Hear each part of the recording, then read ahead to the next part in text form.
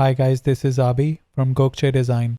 Once you have your image pulled up, the first thing I want you to do is to duplicate the layer. Next, we'll create text. Make sure it's a large size. I'm using 750 points.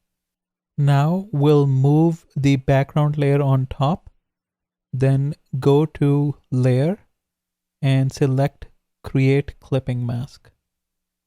Now I want you to duplicate the background one more time. So drag to the plus sign and move this new layer all the way on the top.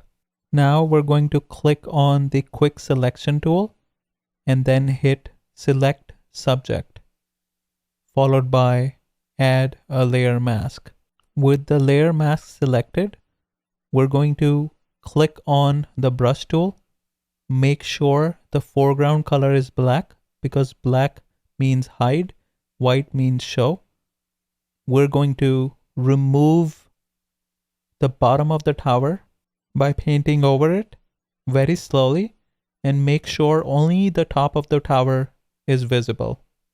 Next step is to create a background layer. So I'm going to select a gradient layer and from the drop down select a pastel.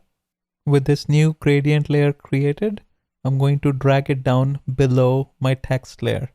Now I'm going to duplicate my background one last time and then change the blending mode of the gradient layer to multiply.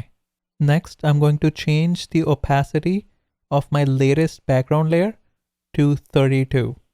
Finally, I'm going to add a drop shadow to my text with an opacity of around 85.